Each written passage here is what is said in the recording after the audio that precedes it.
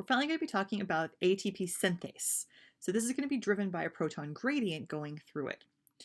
With this large structure, there's going to be two main parts, F1 and F0, or F0. Now F0 was originally F sub O for its inhibition by oligomyosin. F1 is going to consist of 5 polypeptides. F0 is going to have 3 hydrophobic subunits. F0 is going to be the transmembrane pore, or the channel where the protons are actually moving. The A and B subunits are going to be part of the stator and the ring, but these will all make a little bit more sense as we actually start to look at the structure itself. As we look at pictures of the structure, something I want you to keep in mind is that this is still where you're going to have the F0 portion in the membrane, and the F1, also known as the lollipop head, is going to be in the matrix. Now, because we're often going to be describing this as starting with the influx of protons and then moving to the synthesis of ATP, we're often going to see this with the lollipop head at the top, that is that F1 portion at the top, and the F0 and the membrane itself down at the bottom. But I like this picture just to remind you of where everything actually is in the mitochondria. Again, F0 is the part that's in the membrane. So this has 3 portions, A, B, and C. Here, A is that pink or red portion, and that's going to be where the protons are actually coming in.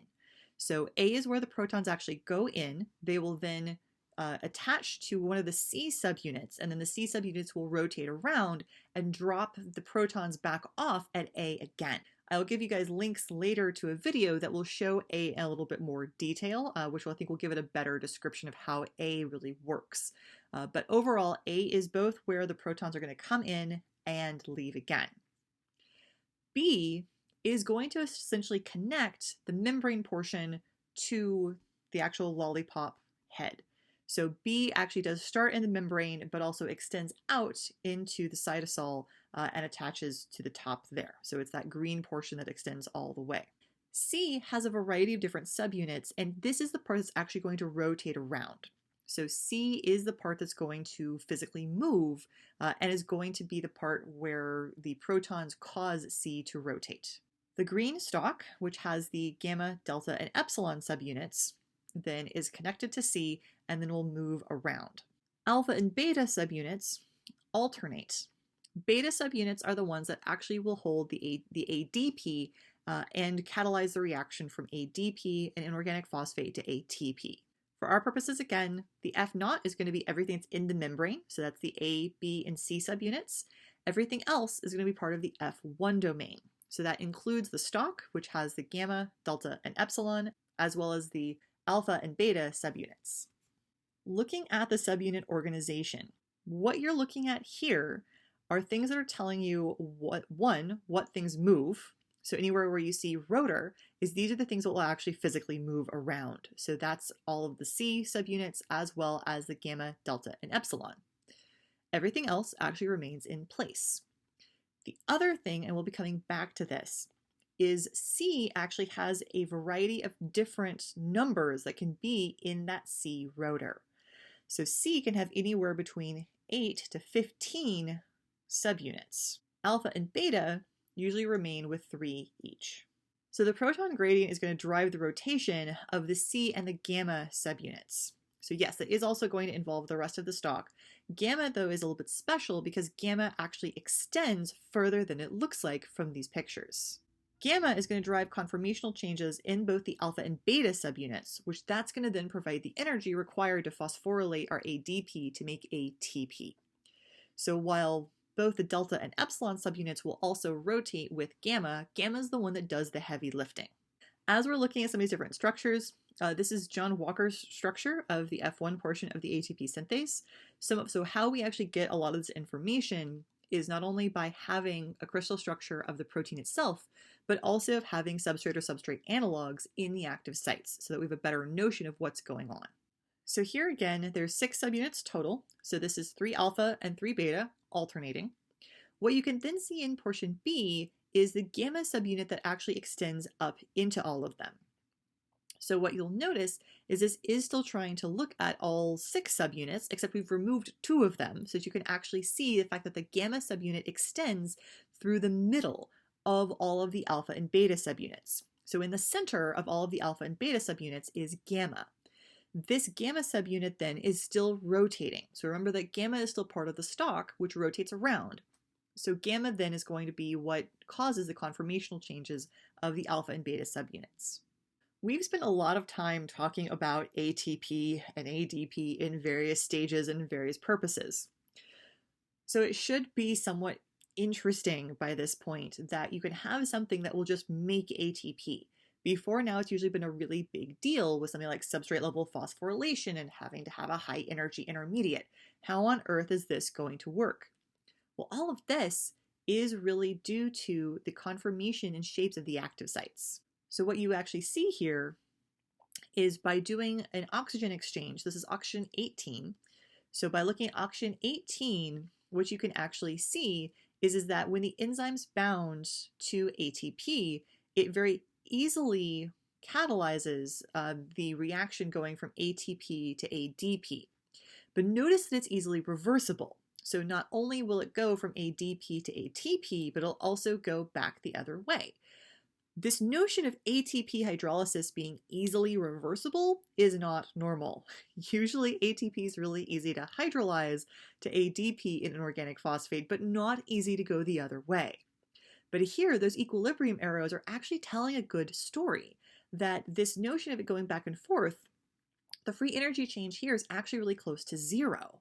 Again, not normal for ATP, but that's what makes this enzyme work. So the fact is that it's the structural conformation of the active site that actually allows this low delta G. This is taking a look at Boyer's model for how the beta subunits work. The main purpose of this is that there's 3 beta subunits of F1 that exist in 3 different conformations. These 3 conformational states then represent the 3 steps of ATP synthesis. Each site's going to step through each of the 3 conformations to actually make the ATP. In Boyer's binding change mechanism, the 3 catalytic sites thus cycle through the 3 intermediate states of ATP synthesis. And so these are now just looking at the beta subunits, so we're kind of ignoring the alpha ones. But what you'll notice is that there's 3 different conformations. So starting off, we actually have the loose conformation, which has a low affinity for ligands. So we're then going to have ADP and an inorganic phosphate bind into a beta subunit that has the loose conformation.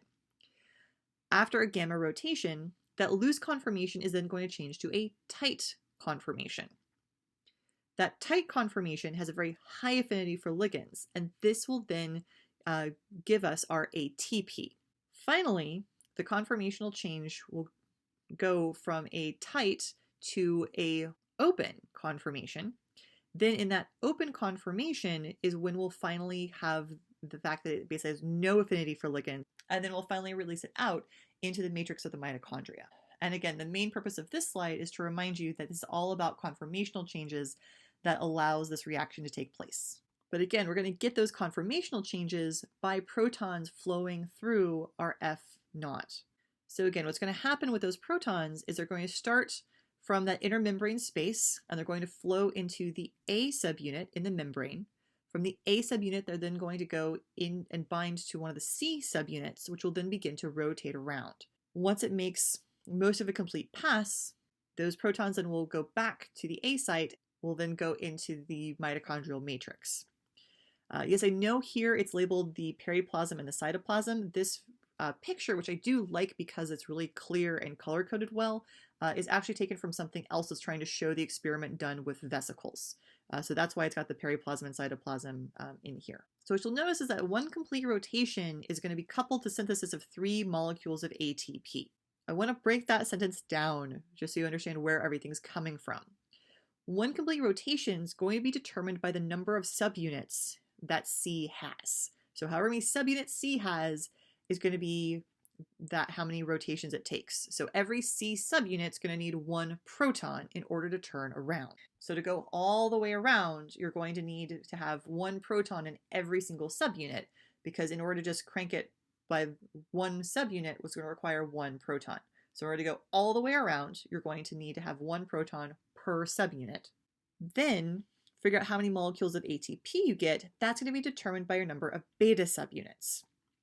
So beta subunits will go through every one of their conformational changes on every turn. So every time that gamma subunit, which is attached to our C subunits, goes all the way around, that twisting will cause all of the beta subunits then to change their conformational state. Beta subunits have those 3 different conformational states. So by the time, again, everything gets all the way back around, your beta subunits have all gone through each one of their conformational changes, which will then allow to make 1 molecule of ATP per beta unit you have. This is taking a look at some of the different residues that are involved in the exchange between the subunits of the C complex and those of the A. Here what you'll notice is it's an aspartate residue in the C complex that's going to be able to abstract and pick up that proton. And then you have a series of other residues in the A subunit, that being of serine, arginine, and asparagine, that are involved in proton uptake and proton delivery in the A subunit. So this is taking a closer look at all of the residues. So what happens here is a proton's going to go from the asparagine residue of A to the aspartate residue of C. As it does that aspartate residue that has a negative charge is then going to change then to being neutral.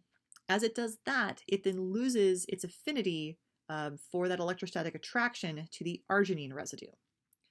That's then going to help the C subunit to rotate around. Then as that particular C subunit is neutral, it's going to lose its affinity, but the next C subunit then still has that negative charge and then is going to be drawn to it again. This proton exchange is going to drive the rotation of the C rotor. Then as things are dropped off again, the proton then from the aspartate residue of the C rotor is going to be dropped off essentially on the serine residue. So then that will lead us to the outlet.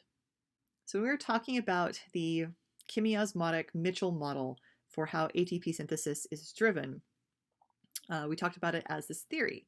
So a confirmation that we got from this was looking at Racker and Stoenis, who then used bacteriorhodopsin, which when light's applied, bacteriorhodopsin will then pump protons. What they were able to do then is to create vesicles that had an ATP synthase and bacteriorhodopsin. What would then happen is when light shone, the bacteriorhodopsin would then pump protons, and it was only when the bacteriorhodopsin was active with light that ATP was able to be formed. So this then light-dependent drive of ATP synthesis is what gave more confirmation to the Mitchell chemiosmotic hypothesis. This slide's actually here because for this video, I'm going to have down in the comments an additional video that actually has more information and will let you guys actually see the ATP synthase in action, in motion. It would be kind of strange to have a video embedded in a video. So if you guys do want this particular one, it'll be on our e-learning site. But I do recommend you guys look at some other ATP synthesis videos so you guys can actually see how this thing moves.